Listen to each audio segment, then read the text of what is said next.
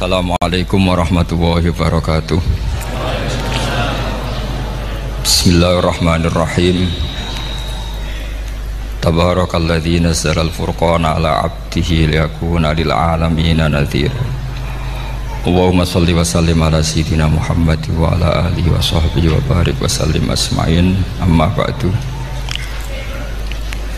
Ingkang kula hormati Kiai Haji Abdul Hanan wa ahli baiti, sedanten kanca-kanca santri peminat ilmu tafsir dan ilmu hadis ingkang kula hormati. Berbicara tentang ilmu tafsir, ada beberapa ulama yang menghindari kata tafsir karena makna tafsir itu memaknai atau menduga apa yang dikehendaki Allah. Tentu itu sulit. Satu, bahwa faktanya kita sudah tidak bisa komunikasi dengan Allah karena tidak ada wahyu lagi. Sehingga dari kehati-hatian ini pernah suatu saat Abu Bakar ditanya, ma makna abban fi qaulihi ta'ala wa faqihatan wa abba. Beliau menjawab, saya tidak lagi pantas hidup di atas bumi di bawah naungan langit jika saya mengatakan naqulu fil Quran, jika saya harus berpendapat tentang Quran apa yang tidak saya ketahui. Itu kehati-hatian yang dilakukan Sayyidina Abi Bakrin As-Siddiq. Tapi teori ini berbanding paradok, berbanding ekstrim, ketika bahwa Quran itu diturunkan itu sebagai hudan, sebagai petunjuk. Kedua, sebagai bayanan, sebagai penjelas. Dan ini yang saya yakini, kalau sebagai penjelas, Quran itu harus jelas sekali dan bisa menjelaskan. Dan Quran mensifati dirinya wal kitabil mubin, demi kitab yang memberi penjelasan. Sehingga dari sudut ini orang kafir pun mungkin memahami Quran ini. Dan menurut saya orang kafir pun bisa paham Quran. Kalau Ahok itu melintir Quran, tidak memahami Quran, paham? Senak harganya itu melintir Quran tapi tidak memahami Quran. Tapi bahwa Quran itu bisa difahami orang kafir itu ya. Logikanya gampang begini, kata Imam Syafi'i dalam kitab Ar-Risalah. Ketika Quran turun, itu pendengarnya itu tidak ada yang muslim, belum ada santri Kewagian, nggak ada santri Lirboyo, nggak ada santri Sarang. Pendengarnya itu non muslim. Nah ini sampai angen-angen, ketika Quran turun tuh pendengarnya muslim atau non muslim? Non muslim. Andai kan Quran itu turun tidak difahami orang kafir, maka lalu objeknya siapa, sasarannya siapa? Nah sebab itu akan aneh kalau kita yang mondok misalnya ngaji Idqon, ngaji Alfiyah, ngaji Ulumul Quran, apa saja, kemudian Anda tidak paham Quran, padahal orang kafir saja bisa paham. Nah ini tantangan bagi kita. Sing kafir wis paham Quran, masa kita santri tidak paham Quran. Makanya begini, di antara awal-awal periode Makkiyah ada surat disebut Qul ya ayyuhal kafirun, katakan Muhammad ya ayyuhal kafirun, karena mukhotobnya atau lawan dialeknya Nabi adalah orang-orang apa? Kafir. Mereka paham ketika dijelaskan Quran, paham, dan sebagian mereka menjadi mukmin karena paham. Itu termasuk isi makalah yang saya utarakan di sini. Mereka tanya, ya Muhammad, siflana robbak amin dahabin amin nuhasin amin hajarin.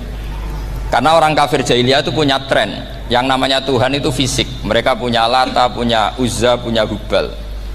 Sehingga kalau Tuhan-Tuhan kita ini dari batu Muhammad, katanya Anda punya Tuhan yang berbeda. Lalu Tuhan Anda ini dari emas atau dari perak. Turunlah ayat Qul huwallahu ahad Allahus somad. Lagi-lagi mukhatabnya adalah orang kafir. Makanya ini juga akhirnya jadi ilmu madhab, ilmu tentang firqah-firqah dalam Islam, bahwa kesalahan terbesar orang Khawarij sebagaimana yang dikutip Imam Bukhari. Nanti sama cari di juz 4 atau di juz 3, pokoknya di bab babu qitalil Khawarij, karena Imam Bukhari punya adat diulang-ulang. Kata Ibnu Umar yang dikutip Imam Bukhari, innahum intolaku ila ayatin nazalat fil kufar faja'aluha alal mu'minin. Orang-orang Khawarij atau kalau sekarang orang-orang radikalisme itu meneliti Quran, kemudian ketika ada kriteria manusia-manusia tertentu itu dianggap itu kenanya orang Islam, korbannya orang Islam. Padahal awal mula ayat ini turun untuk orang kafir atau kritikan pada orang kafir. Ini cilaka betul. Karena logikanya seperti yang dikatakan Imam Syafi'i, ketika Quran turun ini nggak ada orang Islam, yang ada orang kafir. Jika mukhatabnya adalah orang kafir. Tapi ayat-ayat ini nanti dipakai Khawarij untuk mengcounter orang Islam, sehingga mereka mudah mengkafirkan kita karena pakai ayat yang dari awal Allah mengkafirkan orang kafir, sekarang ayat itu dipakai mengkafirkan orang Islam. Ini saking gebleknya orang apa? Khawarij. Makanya kata kitab Fathul Bari yang menyarai Bukhari itu, yang mendorong orang Khawarij seperti itu adalah jahluhum bisyariah. Memang mereka benar-benar bodoh, benar-benar goblok. Misalnya kita misalnya kita kiai atau kita ma'arif atau kita santri atau kita orang soleh, kemudian kita tidak bisa melakukan apa yang kita katakan, terus kita oke lah, kita kena kritik misalnya atakmurunan nasa bil birri napa wa tansawna anfusakum wa antum taslunal kitab. Terus kita katanya bisa ngomong tapi tidak bisa melakukan, terus dikritik dengan ayat itu mestinya tidak tepat.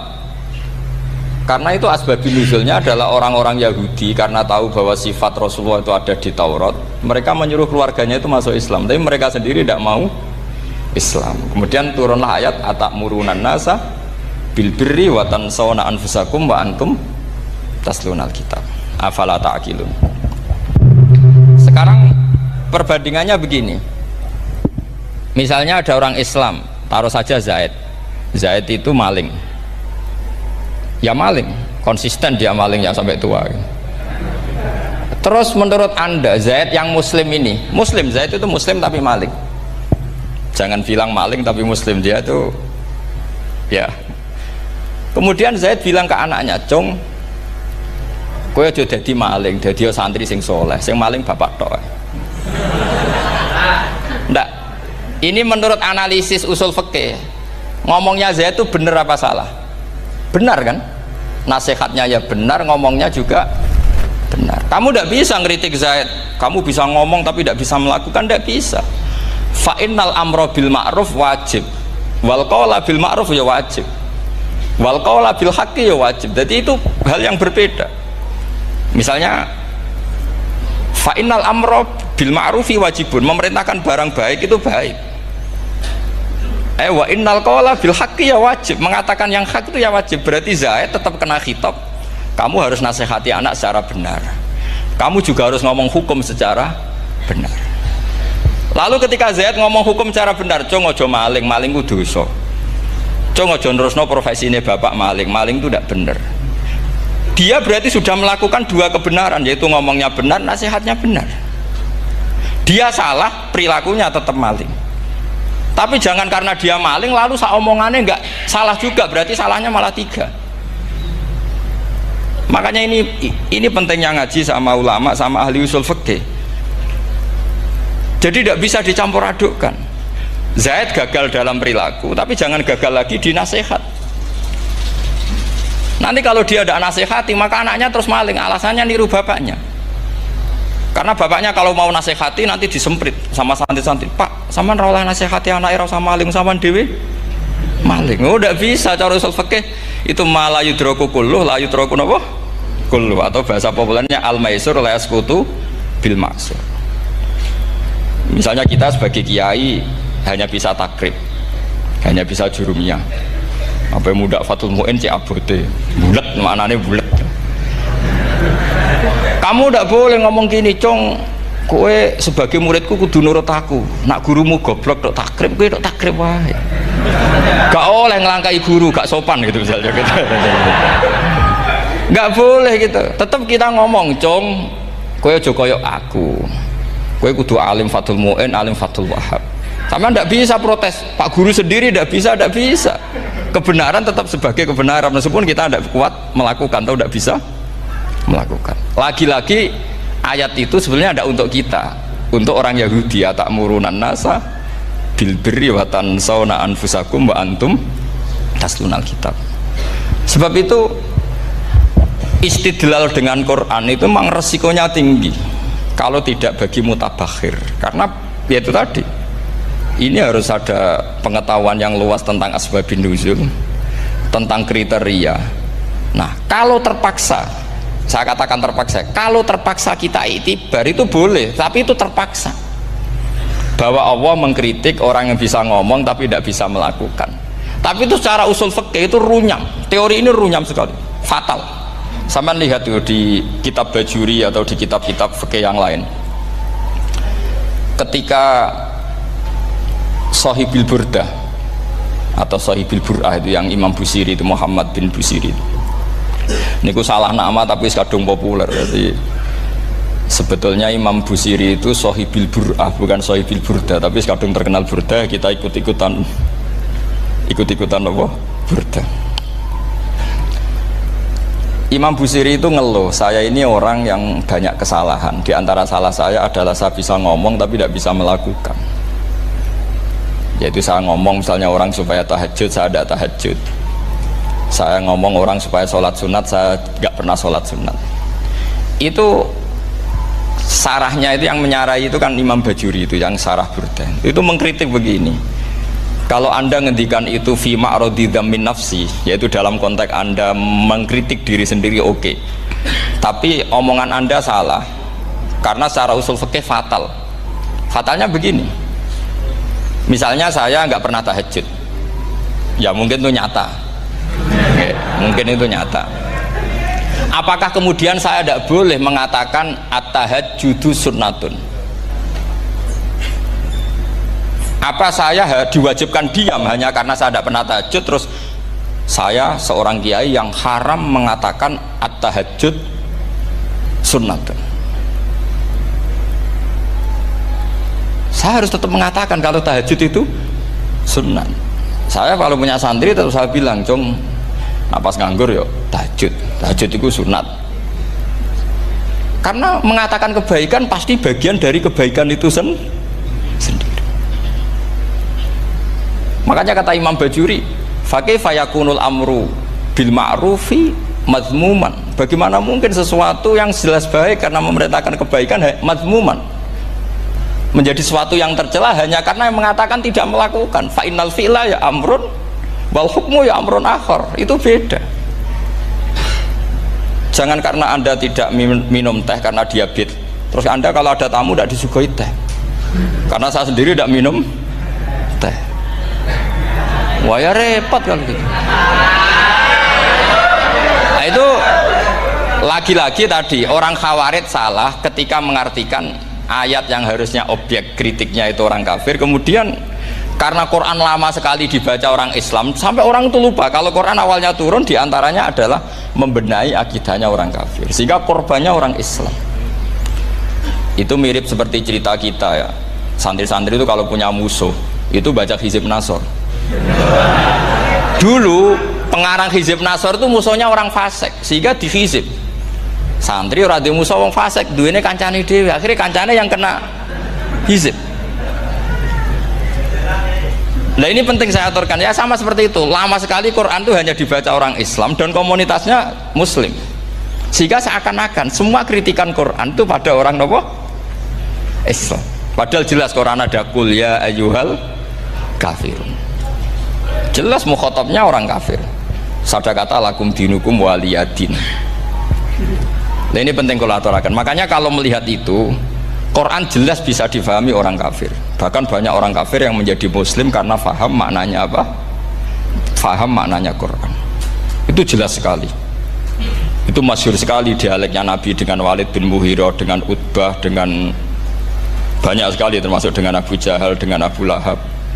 Bahkan orang-orang kafir Quraisy itu menyewa namanya Musailamah Al-Kadzab. Kalau di sini umumnya baca Musailamah apa Musailimah? trennya di sini. Pakai fathah ya. Oh, itu entah ya, nggak tahu saya yang masalah yang mana itu kan, karena memang kalau dalam ilmu riwayat itu sekali salah baca itu kasus betul, kayak Sa'id bin Musayyab atau Sa'id bin Musayyib itu ketika beliau sugeng itu kalau dipanggil Sa'id bin Musayyab itu marah besar, karena maknanya Sa'id al-Musayyab itu yang ditawan, makanya beliau bilang sayyabatni Irak wa anal Musayyib, orang Irak mengatakan saya ini ditawan, sebenarnya saya yang menawan mereka. Tapi al-masyhur itu dibaca Sa'id bin Musayyab, padahal dia tidak mau dipanggil Sa'id bin Musayyab, Sa'id bin Musayyab. Karena nama ini penting. Pentingnya begini. Ini kata Rasulullah kalau sedang guyon, kata Nabi, mbok kamu itu sekali-kali mikir, kenapa saya ini diberi nama Allah Muhammad, katanya. Ini hadis sahih di Bukhari, ada di Kitabul Adab. Banyaklah tag ini. Kenapa ya Rasulullah? Allah itu senang bingung wong kafir, kata Rasulullah. Karena Abu Jahal kalau manggil saya jadi bingung. Itu kalau orang Arab kan pasti tahu maknanya. Muhammad maknanya orang yang terpuji. Sehingga kalau Abu Lahab ngomong itu jadi paradok. Hei orang yang terpuji, kamu bohong. Kan jadi aneh. Ya Muhammad kadzabta. Hei Muhammad kamu bohong. Kalau diterjemahkan hei orang terpuji, kamu bohong. Itu akhirnya sahabat tertawa-tawa, karena cek pinter ya pangeran milih nama kamu ya Rasulullah, karena ini bingungkan musuh gitu. Makanya kalau kamu udah anak kiai itu anak kamu panggil namakan saja Agus, pasti satu pondok manggil Gus semua. Itu aman itu. Oh itu mbok yang nggak seneng tetap panggil Gus. Karena kalau untuk Gus putra kiai kan butuh di bapak kiai, kan bapak kadung ra kiai itu kan, itu ada triknya, yaitu anaknya dinamain Agus. Nah itu Rasulullah itu sudah dipilih sedemikian rupa oleh Allah, perilakunya benar, ahwalnya benar, sak namanya juga benar, sehingga ketika Abu Jahal, Abu Lahab tahu bahwa nama Muhammad ini problem, karena ini madah itu memuji, sehingga mereka kalau mencari Muhammad tuh bilang ainal madmum, mana orang yang tercela. Terus orang-orang Quraisy tidak paham kamu nyari siapa, akhirnya mereka bilang ana atlubu Muhammad, dan saya cari Muhammad, akhirnya bilang Muhammad lagi. Nah, itu Quran juga main di ranah nama, sehingga Abu Jahal itu namanya kan Abul Hakam. Orang Islam dari awal memanggil Abu Jahal, karena kalau sampai kita manggil Abul Hakam kita akan mengalami paradok, ya Abul Hakam, hei bapak dari semua kebijakan, kamu begini kan kacau. Makanya itu dari sini orang nggak boleh salah apa? Salah nama. Ini penting kalau aturakan, karena kadang menganalisis Quran itu satu bilisanin arabi mubin, kata Imam Syafi'i, wa innahu latanzilu rabbil alamin nazala bihir rohul amin ala qalbika litakuna minal mundhirin bilisanin arabi mubin. Di antara, kata Imam Syafi'i ini, di antara aturan pokok memahami Quran adalah dia malian bil arabiyah, dia sangat-sangat menguasai bahasa Arab. Itu masyhur dalam dialek Imam Syafi'i ini. Saman kalau ngaji takrib atau Fathul Mu'in, syarat sahnya tayamum lil musafir itu apa? Tolabul ma', mencari apa? Air. Sampai kalau di takrib dicontohkan, kalau di tempat atas nyari ke bawah, kalau ke bawah nyari ke atas. Imam Syafi'i ditanya, kaifa taqulu bi syartit tolab, bagaimana anda berpendapat bahwa tolabul ma' itu wajib untuk menjadi sahnya tayamum? Terus Imam Syafi'i faqara'a falam tajidu ma'an, kamu pergi kemudian falam tajidu ma'an, kamu tidak menemukan air. Terus Imam Syafi'i mengatakan la yuqalu liman lam yatlub lam yajid wa innama yuqalu lam ya'rif, katanya. Orang yang nggak pernah mencari itu tidak bisa dikatakan lam yajid, tidak menemukan. Kalau belum mencari namanya tidak tahu. Padahal Quran bilang kamu pergi kemudian kamu tidak menemukan air. Tidak menemukan itu berarti harus mencari dulu baru dikatakan lam yajid, tidak menemukan. Kalau tidak pernah mencari namanya tidak tahu. Hanya gitu tok itu jadi ilmu bahwa tolabul ma' itu wajib, karena Allah mengatakan falam tajidu ma la yuqalu liman lam yatlub lam yajid wa innama yuqalu lam ya'rif. Orang dikatakan tidak menemukan berarti setelah mencari kemudian kesimpulannya tidak menemukan. Kalau belum mencari namanya apa? Tidak tahu. Nah, dari sini Imam Syafi'i istidlal wajib tolabul. Ini namanya malian bil arabiyah. Dia menguasai bahasa Arab. Begitu juga ulama-ulama sufi. Itu ada cerita Aba Yazid Al-Bustami, itu ada muridnya baca ayat wasiqal ladzina taqaw rabbahum ilal jannati zumara. Orang-orang takwa itu digiring menuju surga. Itu dia nangis. Muridnya kaget. Ini guru saya tidak benar, ini ada cerita surga tapi dia malah nangis karena ayatnya itu digiring. Terus kata Abu Yazid, mereka itu di mana saja? Masa ke surga aja butuh digiring? Ke surga itu kan nikmat, ngapain butuh digiring?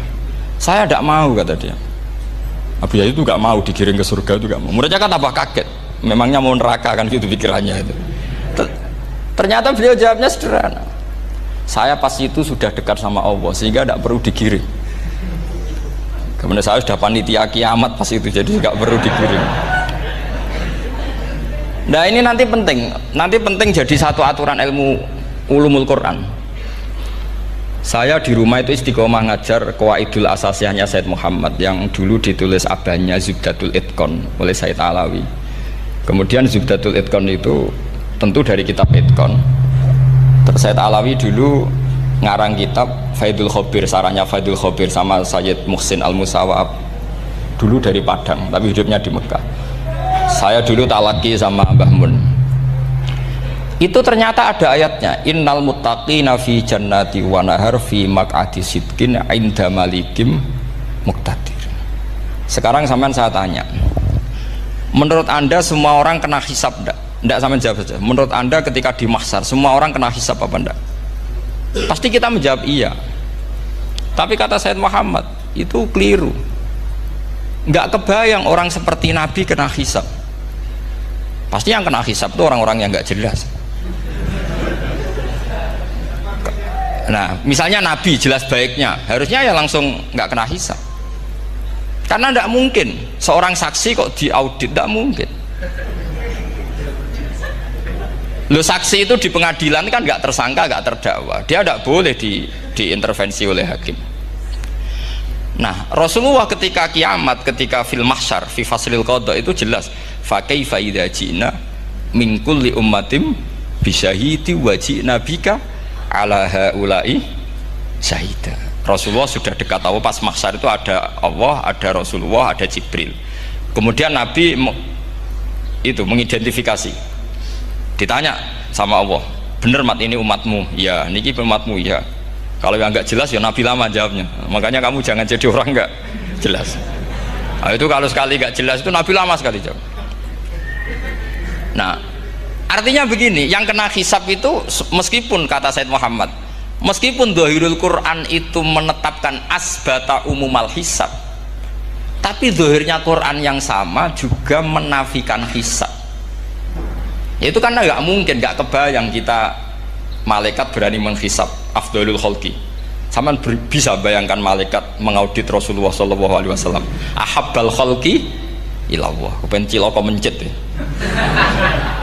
Wong jajar Allah kabeh dinten audit sudah indah. Fa kaifa idza ji'na min kulli ummatin bisyahidi wa ji'na bika ala haula'i syahida.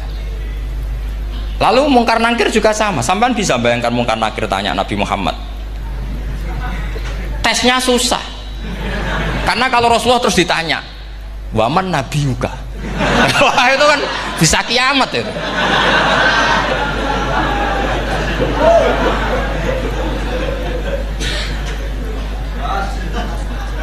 Paham ya? Makanya kata Said Muhammad, ini kan teman-teman tanya, piye carane alim tafsirnya saja, sarannya satu hafal Quran, dua hafal Sahih Muslim, tiga semua orang sudah mati, tinggal kamu yang alim. Wah itu mesti aman itu.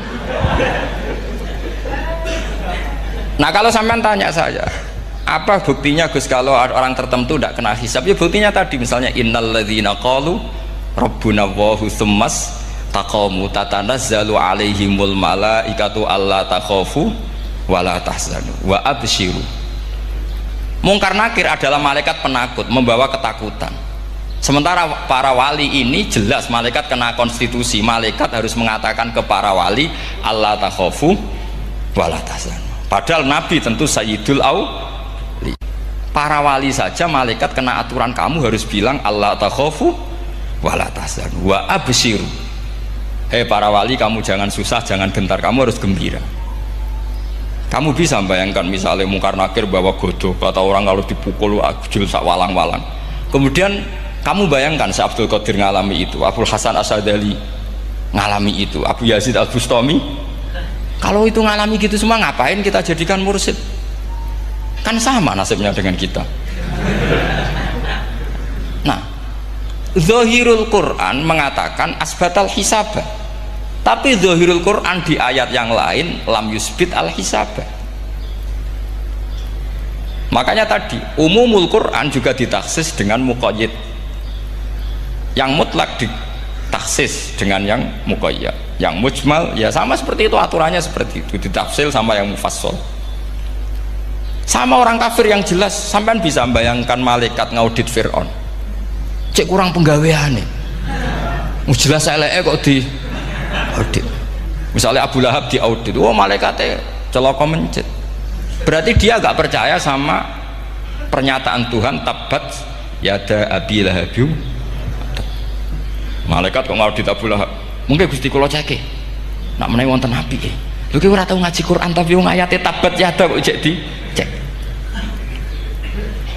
Nah yang seperti ini masuknya kategori ulaikal ladzina, sateruse mereka yang kafir bi ayati rabbihim wa liqaihi fahabitos a'maluhum fala nuqimu lahum yaumal qiyamati wasna. Jadi ada orang-orang kafir yang jelas kena aturan fala nuqimu lahum yaumal qiyamati wasna. Jelas kafirnya ya gak kena hisab, yang jelas nabinya, jelas wasinya juga gak kena hisab, yang kena kita di tengah-tengah.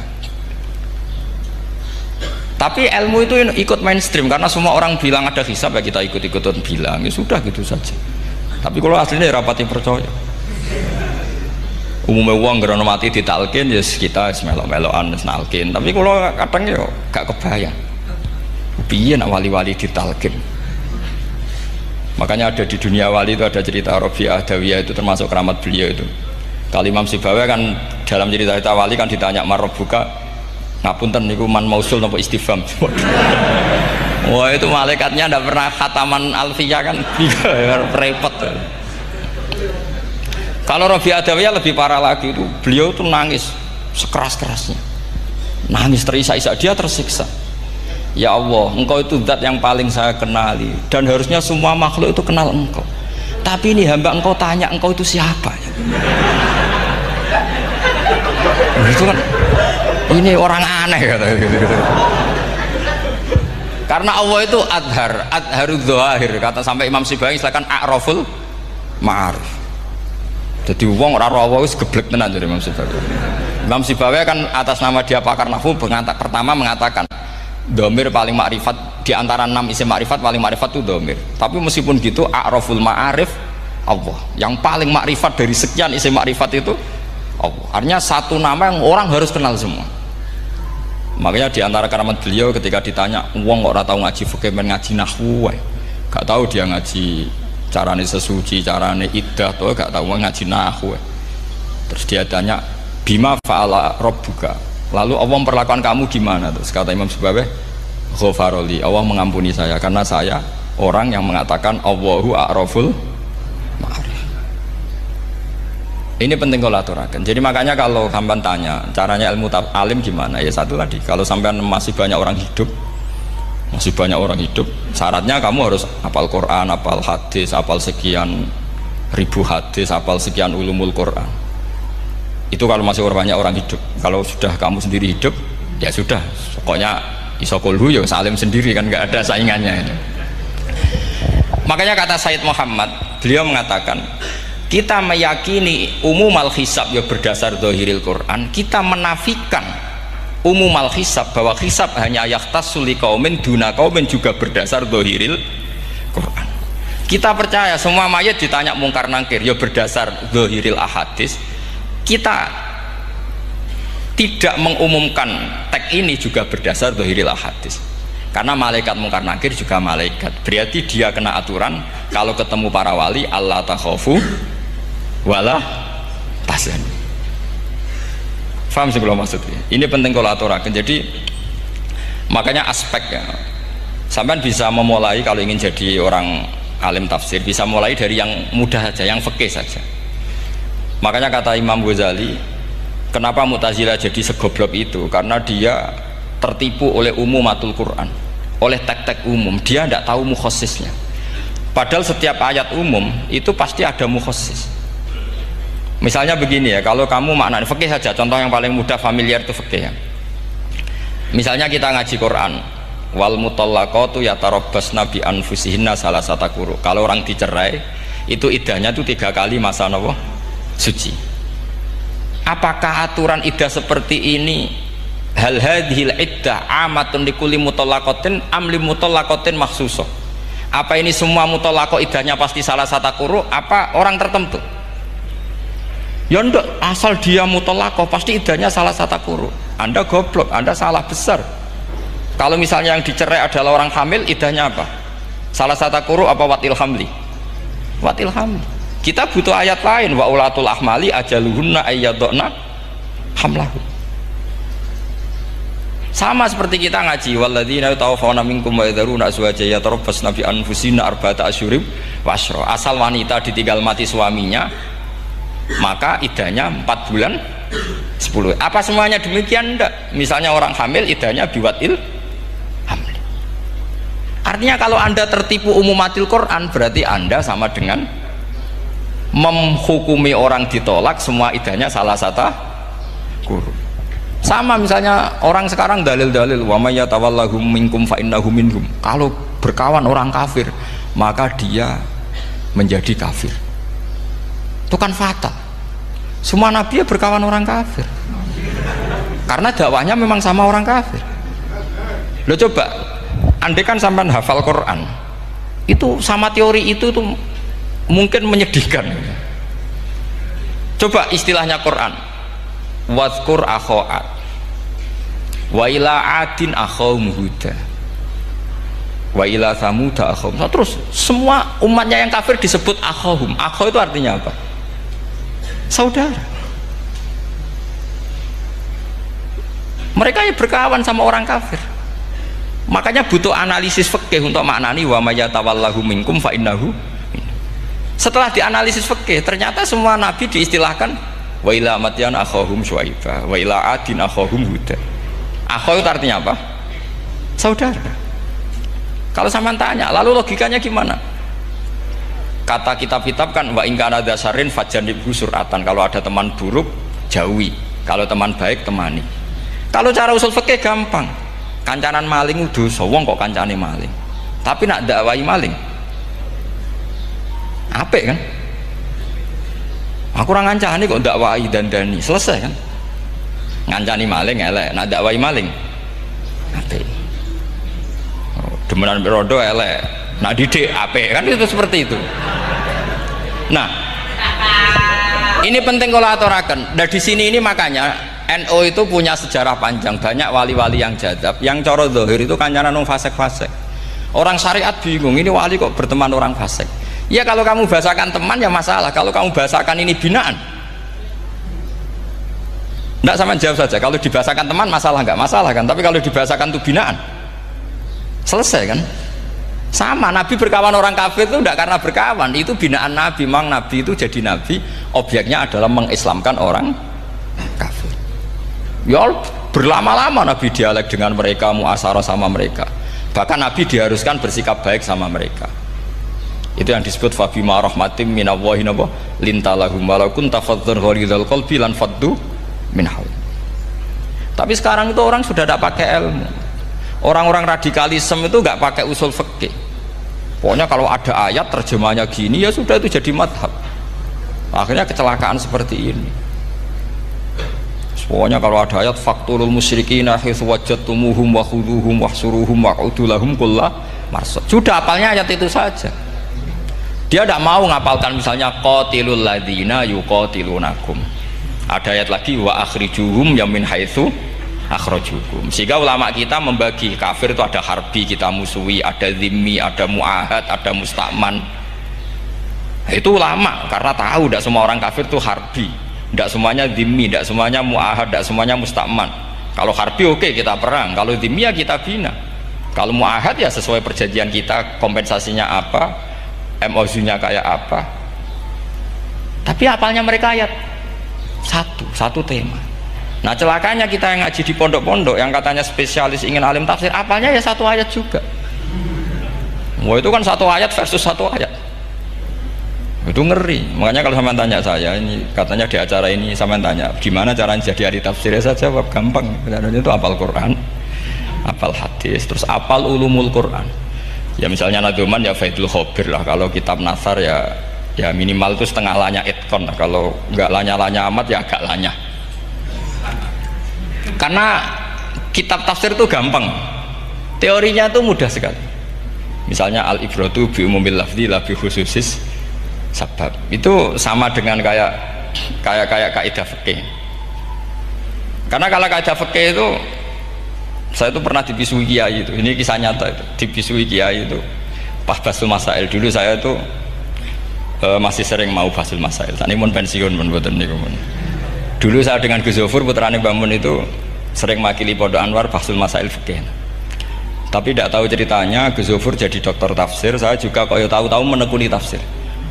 Lama-lama orang itu lupa status saya yang fakih ya. Makanya saya itu ya kadang eman gitu, karena ini status penting juga. Tapi status fikih itu kadang memang menyesatkan. Karena begini, itu dulu pernah ada basul masail itu begini. Ini kisah nyata ini. Ada desainer baju putri untuk putri, anak putri. Kemudian desainer itu menciptakan satu celana pendek misalnya, atau celana seperempat. Dengan desain ini pasti kalau dipakai itu auratnya itu kelihatan. Bagaimana hukumnya desainer ini? Apa termasuk mimman sarro'a as-sayyi'ata karena terjadi kasfil aurat? Apa enggak? Rata-rata kalau kiai yang khusyuk-khusyuk, yang sepuh-sepuh, desainer itu so gara-gara tren pakaian ini mau itu buka aurat. Tapi kiai-kiai alim yang muda-muda entah saking belingnya, entah saking pinternya, tidak tahu, bilang begini, Pak Yai, yang didesain apa? Ya celana itu. Lalu celana itu fungsinya nutupi apa buka aurat? Ya nutupi. Lu kan lumayan urun nutupi. Kalau haram ya dicopot, lu kan malah parah itu. Bingung kayaknya.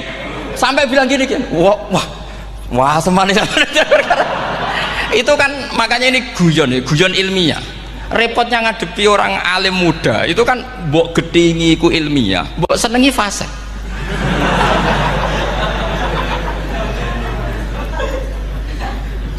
Ketika kiai yang khusyuk tadi tak tanya, kalau desainer katok seperapat, paham gitu? Kita coba yang celana dalam terlalu vulgar itu, paham gitu? Nggak, rok saja lah, rok mini misalnya, rok selutut. Sampean jangan ngeres ya, yang rok selutut misalnya. Rok selutut itu desainernya kena hukum haram enggak? Sampean jawab saja. Oh haram dari kiai sepuh, karena dengan desain itu misalnya lututnya kelihatan. Tapi pertanyaannya kiai muda saya masih ingat betul, saya tanya. Lalu fungsi pakaian itu apa Pak Yai? Fungsi itu kan tetap nutupi sebagian aurat. Kalau Anda haramkan, barang haram itu harus dihilangkan. Nah, itu.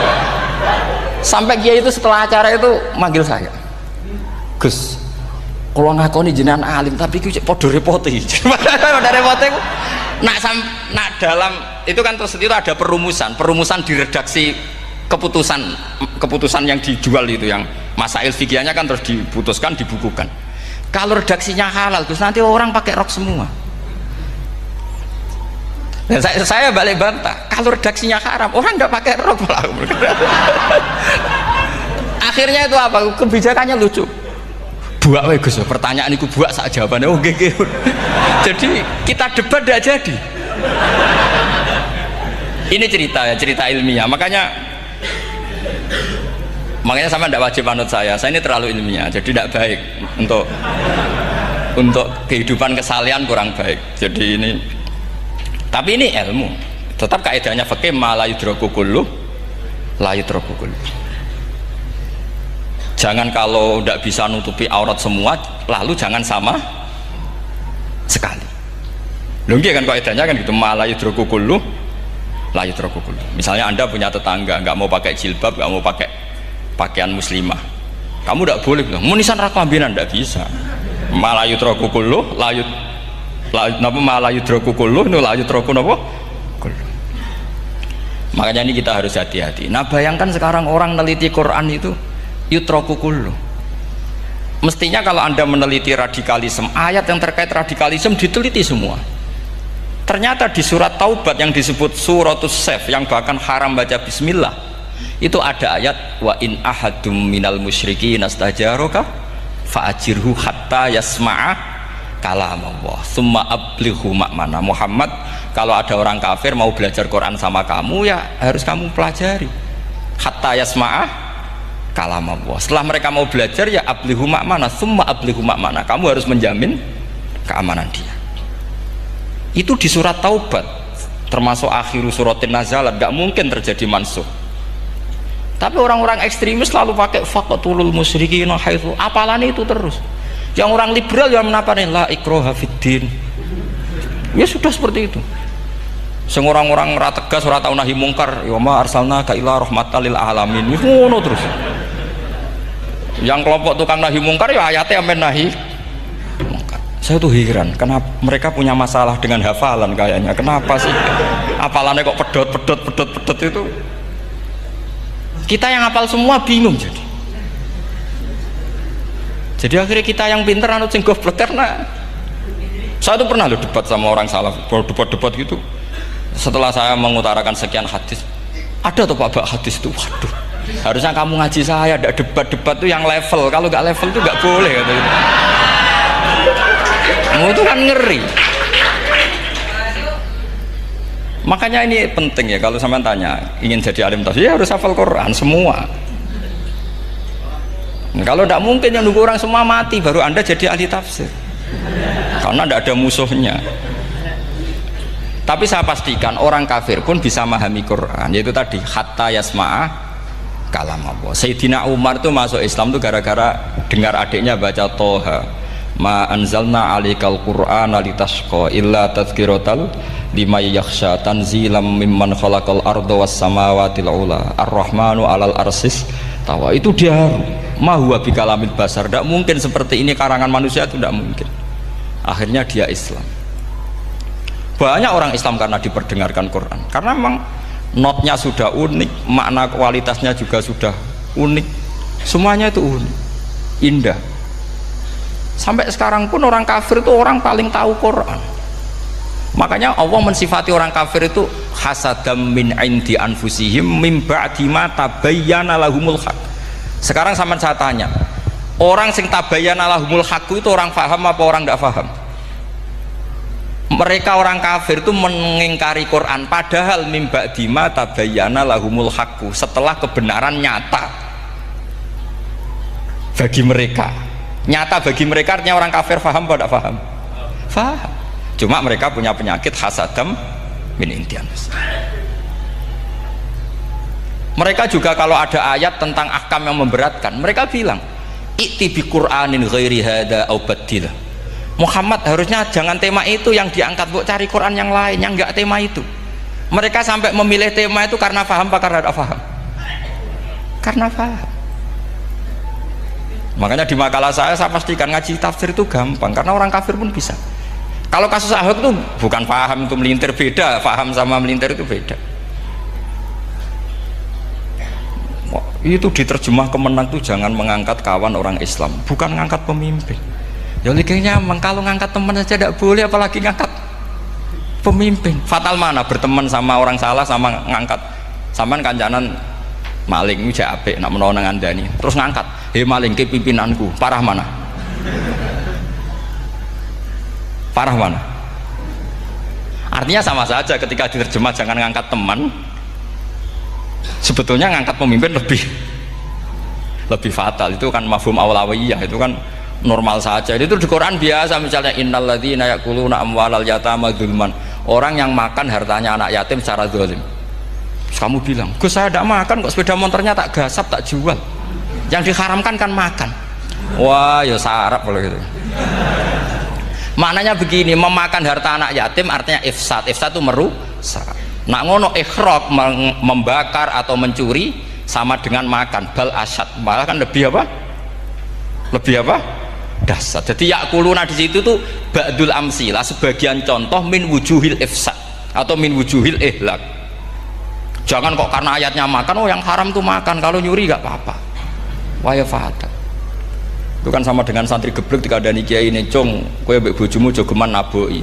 Suatu saat istrinya lapor lagi, "Pak Yai sekarang ndak naboi tapi nyadui." Karena naboi itu pakai tangan. Mereka pertama dilaporkan kiainya, "Pak Yai, suami saya itu sering memukulin saya pakai tangan gini. Cung, jogeman naboi bojomu." "Nggih Pak Yai, siap." Suatu saat istrinya lapor, "Pak, tetap benjut, kenapa? Kalau nak ini disadui." Mereka pikirannya sing haram nabok, nak nyaduk halal. Wah itu kan ngajak goblok bareng. Nah masalahnya di usul fikih kasusnya seperti itu. Makanya saya ini kadang ya maliki sekali. Kadang saya itu maliki sekali. Kadang ya. Misalnya begini, saya beri contoh. Ini yang kisah nyata ya. Ada seorang Arabi datang ke Rasulullah. Ya, tadi kan teman-teman minta juga ilmu hadis ya. Ini satu paket saja. Itu tadi nanti kalau sampean kasih lalim ndak itu sudah ada urusan saya tadi, nunggu orang mati banyak tadi. Kalau nggak usah nunggu orang mati, sarannya tadi apal tadi. Ya Rasulullah, ahlak tuh saya ini orang yang rusak. Wama ahlakaka, lalu yang bikin rusak kamu apa? Qol waqatu imroati fina hari Ramadan, saya menjima istri saya ketika masih siang, fina hari Ramadan, siang Ramadan. Walhasil Nabi tidak menyuruh hanya kodok, tapi menyuruh kafaroh. Kafarohnya itu merdekakan budak atau memberi makan 60 orang miskin atau puasa berapa? Puasa 60 hari. Atau urut merdekakan budak atau puasa 60 hari atau memberi makan sitina miskin. Oke, kita sepakat. Sepakat ya, hadis itu sahih dan diulang-ulang oleh ashabus sunan. Oke, riwayatnya nggak masalah. Sekarang kita analisis maknanya. Sekarang sampean saya tanya, kalau anda misalnya sekarang jam berapa ini? Misalnya sekarang jam 9 kurang seperempat Ramadan, terus anda rokok atau anda ngopi, kepengen ngopi terus ngopi tanpa udhurun syar'iyin, anda hanya wajib qadha apa bayar kafarah? Ndak, sampean jawab. Rata-rata kiai kita, oh mau wajib qadha Gus karena gak jima. Sing seru kafarah itu nak jima. Kan ngombe kopi be jima beda. Pertanyaannya tuh lucu, ini naif secara fikih masalahnya begini. Jima bojo itu tidak zina. Jima bojo itu zina apa enggak? Enggak. Berarti dengan makan bedanya apa? Sama kan? Sama-sama amrun mubah. Sesuatu yang boleh. Kenapa hukumannya berat? Makanya kata Imam Malik, enggak itu nilainya. Nilainya adalah hadku hurmati Ramadan bi ghairi udhrin syar'iyyin. Makanya kata Imam Malik, siapapun yang makan fina hari Ramadan, iftar apapun fina hari Ramadan bi ghairi udhrin syar'iyyin, maka hukumnya sama dengan jima fina hari Ramadan. Karena sama-sama ihlak ifsad hurmata Ramadan bi ghairi udhrin syar'iyyin. Loh enggak, ini ilmiah. Kamu udah harus cocok, tapi otak kamu harus percaya.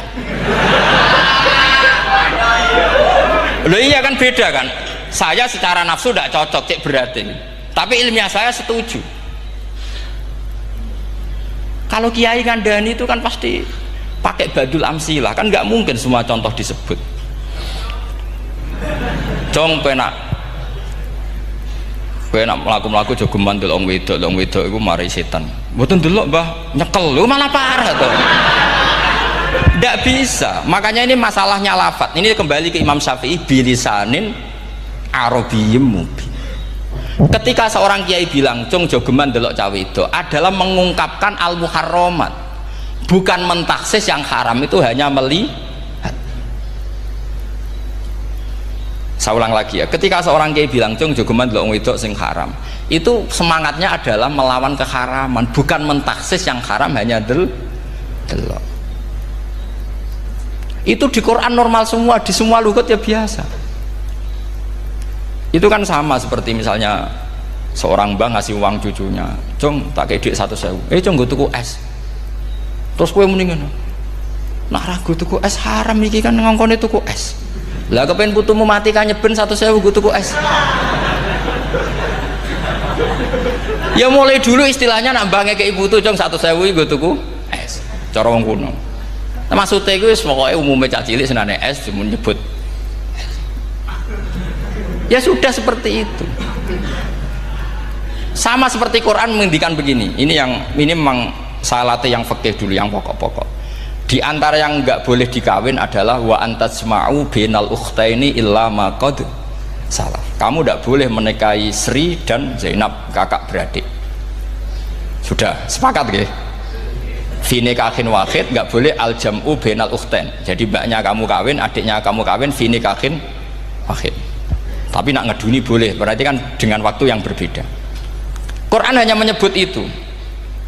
Kemudian Rasulullah zaman Sugeng itu hanya nambahi wala binal mar'ati wa ammatiha wala binal mar'ati wa kholatiha, juga gak boleh menikahi ponaan plus buliknya, baik bulik dari bapak yaitu ammah maupun bulik dari ibu disebut apa? Kholah. Kemudian ulama fikih merasa ada yang kurang, ditambahi lagi dua perempuan yang andekan yang satu itu lelaki kok haram nikah, berarti haram jam'u fi nikahin wahid. Misalnya cucu rabibahnya boleh enggak? Enggak boleh kan? Berarti kalau sampai mengumpulkan cucu dan mbahnya fi nikahin wahid juga enggak boleh. Tapi orang yang waras itu tidak akan nyalahkan Quran ketika tidak lengkap. Wa antasma'u bainal ukhtain ila ma qad sal, ini tidak lengkap. Yang haram kan tidak hanya jam'u bainal ukhtain, termasuk mengumpulkan cucu dan mbahnya. Karena Quran enggak mau dengan logika tidak waras, itu tidak mau. Taruh saja orang itu rata-rata mbahnya kan umur 70 tahun, cucunya umur 17 tahun. Kebayang nggak kamu nikahi sehingga adik kan boleh bareng, mesti kamu milih bareng. Makanya Quran hanya bakas wa antasma'u final ukhtain, karena yang mungkin masih menggugah selera itu dua. Tapi kalau cucu sama mbahnya itu, kalau ada yang masih selera kan ya sarap itu. Tapi fikih sebagai kaidah tetap menerangkan termasuk yang haram jam'u adalah bainal mar'ati wajad datiha. Paham juga maksudnya? Artinya ketika menyebut itu tidak jaminan merangkum semua hukum, tapi ba'dul amsilah. Fa'innal akila yaktafiya bi isyaratil ba'di, karena orang kalau punya akal diisyaroi sebagian sudah faham. Ini penting kalau aturakan. Jadi ini penting. Nah bayangkan sekarang banyak gerakan-gerakan ahli Quran katanya, tapi nggak memahami ilmu usul fikih. Quran ra ono ya wis. Nang Quran ra ono cerita harame asu, nak ngono asu ya halal. Ora ono Qurane. Sing ra ono iku tekem ora Qurane, kok aneh-aneh kowe.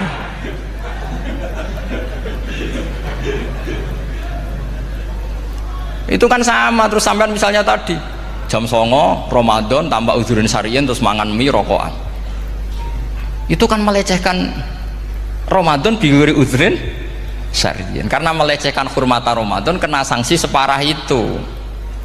Jangan kamu terus bilang tapi Nabi hanya bilang masalah jima finari Ramadan. Jima istri itu hukumnya itu tidak zina, hukumnya itu mubah sama dengan makan.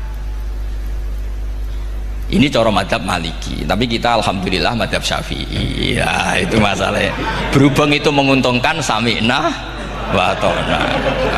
Nah, itu. Tapi saya sendiri dalam konteks ini, saya itu ya sangat-sangat Syafi'iyah, sangat-sangat Syafi'iyah. Dalam banyak hal sangat-sangat Syafi'iyah. Tapi dalam banyak hal kadang-kadang saya ya Maliki. Ya, itu kan kalau sama tanya kenapa gitu, ya hikmahnya baca banyak saja. Karena yang Syafi'i itu ya karena bacanya hanya Syafi'i, itu bukan fanatik, itu keterbatasan. Jadi itu beda, itu namanya ada fanatik, itu keterbatasan. Itu beda sekali. Jadi kita harus ngaji yang banyak. Saya itu termasuk utang ya sama Imam Syafi'i itu baca kitab Ar-Risalah. Itu kitab yang kadang satu ulama baca sampai 500 kali. Yaitu Imam Syafi'i itu dalam kitab Risalah itu begini, ini termasuk ulumul Quran yang paling penting. Muqaddimahnya begini, wan nasu sinfani min awalil amri, wan nasu sinfani. Ketika Rasulullah datang membawa Quran itu manusia hanya ada dua.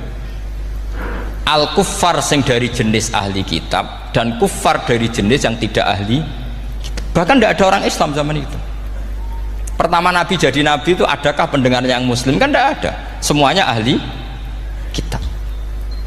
Makanya susah kalau Quran kamu analisis korbannya orang Islam tuh, kata Ibnu Umar tuh lucu. Dulu tuh mukhatabnya tuh orang kafir, jelas kuliah ayyuhal kafir. Ya ayuhan nasu ubudu rabbakum alladzi khalaqakum. Jelas orang kafir. Karena orang Islam nggak mungkin dikhatabi ubudu rabbakum. Makanya Imam Suyuti kalau nafsir itu ngeper ubudu rabbakum wahiduhu. Tapi kalau mukhatabnya orang Islam dawimu alal ibadah atau dawimu alat tauhid. Karena dia tahu kalau mukhatabnya orang kafir ubudu ya masih wahidu. Kalau sudah Islam kok dikhitabi ubudu mudawamah alal ibadah. Itu saking alimnya Imam Suyuti. Ini saya teruskan. Kalau mukhatabnya itu orang kafir ahli kitab, itu kemungkinannya ya dua cara mereaksi Quran, yaitu disebut lam yakunil ladina kafaru min ahlil kitabi wal musyrikina munfakina hatta ta'tiyahumul. Jadi lam yakunil ladina kafaru, jelas kafaru itu umum. Kemudian ditafsir kafaru itu ada yang min ahlil kitabi, berarti kafaru yang jenis Yahudi Nasrani. Ada kafaru yang min ahlil kitabi wal musyrikin, kafaru yang jenis musyrikin, yaitu kafir Mekah. Karena cara kaidah nahwu al-atfu yaqtadi taghayyur, kalau ada ataf pasti konteksnya beda. Jaa Zaidun wa Amrun, berarti Zaid ada Amar, Amar ya ada